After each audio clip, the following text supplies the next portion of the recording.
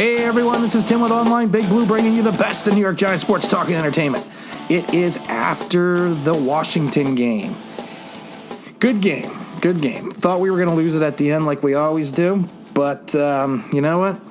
And I'm not a fan of tanking, even for Chase Young. I feel like we should always play hard, we try to win.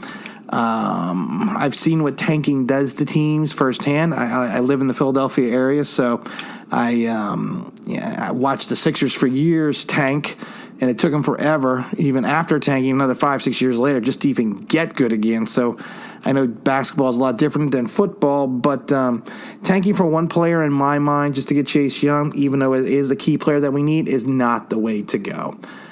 My concern right now is how after the game and after another win, I was sitting there thinking about it. And the question in my mind is, are these wins against bad teams going to secure another season for Pat Shurmur? Betcher's gone. We know that. But will the win against Washington, Tampa, which we should have lost that game, let's all be honest with ourselves, Miami, and now Washington again, do enough for ownership, for Tish and Mara to look at this and go, hey, you know what? We are showing some progress. Daniel Jones is playing well. Maybe we need to give Shurmur one more season. And I'm going to be perfectly honest with you, that concerns me. Winning 4 games against 3 bad teams and getting lucky to beat an okay team, to me, does not offer hope or job security for a head coach. And I know Tish and Mara, the Tishes and the Maras, they're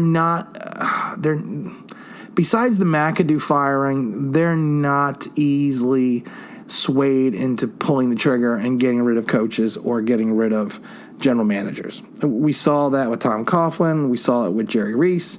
And I get concerned that they're going to take a look at these wins and be like, well, you know what? Look how well he did. Look how how he hasn't lost the team. Look how he's rallied the team around him. Well, and honestly, to me, in my mind, a lot of the issues that we're having this season is I never thought we were going to win more than 5-6 games.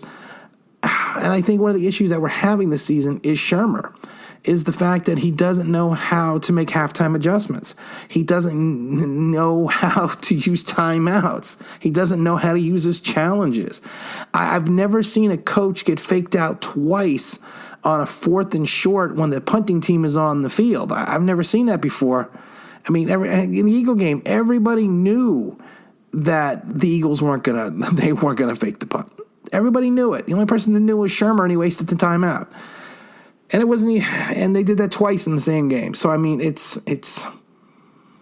again, I've said it a million times. Shurmur is a quadruple A coach who should be an offensive coordinator. And honestly, outside of 2 really good seasons in Philadelphia, he wasn't. His track record as an offensive genius, it's not there. Taking a look at the statistics and where his offenses have finished while he was a coordinator. And let's not get into his tenure with Cleveland as a head coach because, first of all, it's Cleveland. Anyone that has to deal with Cleveland back then, even now, you know what, you have to take pity on him. So I can't use that against him. But what I can use against him is his inability to make halftime adjustments, his inability to, it's almost like he gets something in his mind and he sticks with it no matter what, even if it's to the detriment of the team. And you know what? As an offensive coordinator, since he's been calling the plays, I'm not seeing it. I'm not seeing anything spectacular there.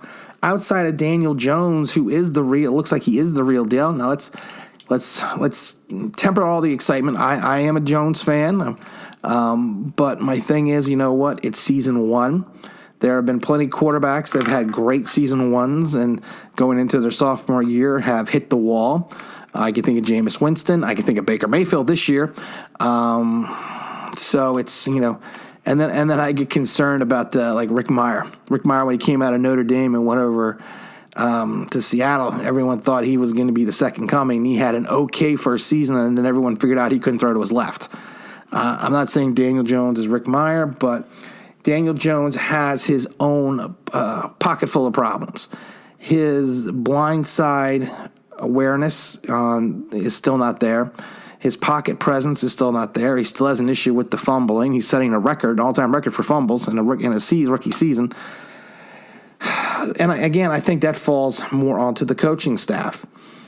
Him as Shurmur not reeling in Betcher is another issue I have.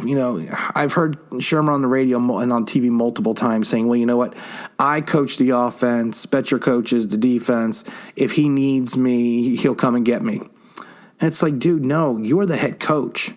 You need to be quality control of the offense, the defense, the special teams. You have to have your hand in everything.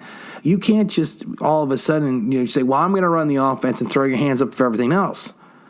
I mean, heck, what if Parcells did that? What if Coughlin did that? These are coaches that had their hands in the entire scheme of the team, not just sit there and go, hey, you know what? I'm just going to run this. Everyone else handles everything else.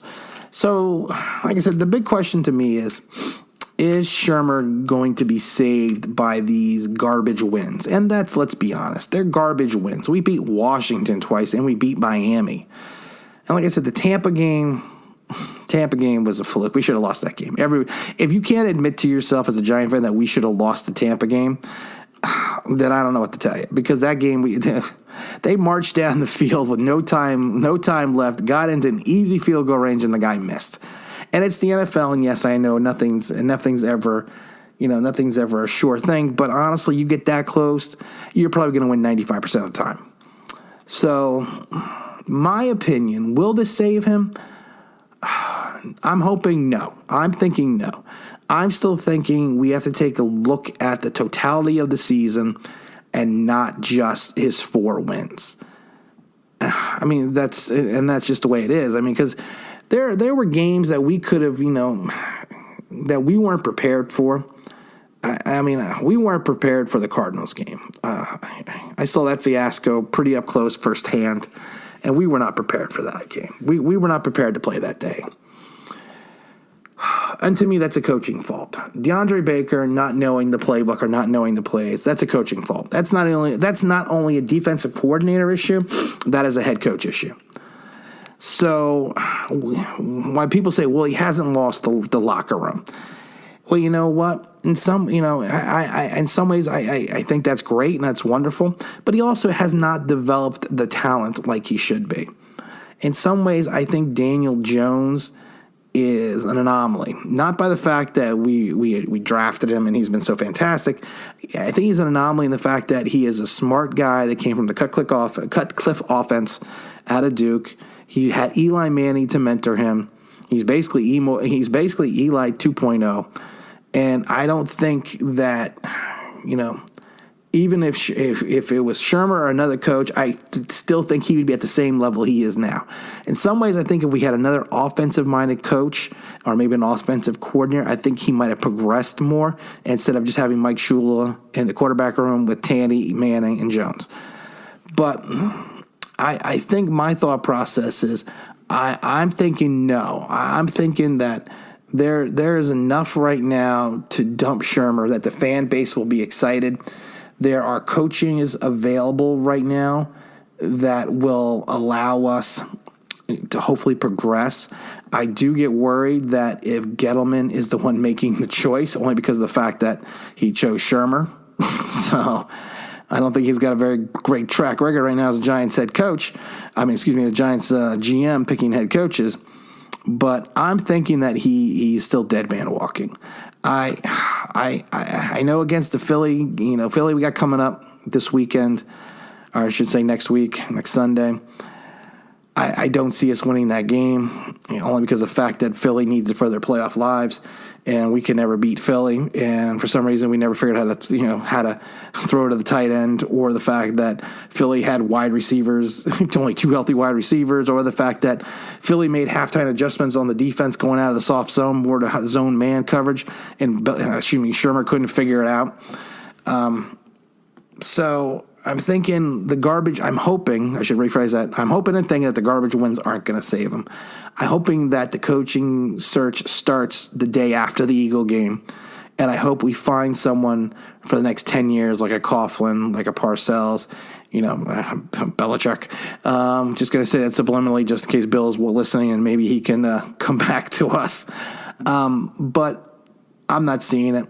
I'm hoping he's gone. I got my fingers crossed he's gone. Garbage wins mean nothing. And you know what? Let's start looking forward to the 2020 season, free agency. And then, like I said, Chase Young. Honestly, you know what? I'm not upset if we're going to lose him. I have some issues. We'll break down Chase Young later. I have some issues with Chase Young, especially since he came back. I still think Josh Allen was a better talent coming out of college. But you know what? That's going to be another podcast. So let's see what goes on from there. And I want to wish everyone a happy holiday, a Merry Christmas, happy Hanukkah, crazy Kwanzaa, everything else. This will be our last podcast going until after the holiday, probably till before Sunday's game. Don't know yet, but again, I wish everyone a happy and safe holiday. And this is Tim Fun Online Big Blue, bringing you the best in New York Giants sports talk and entertainment. Thanks.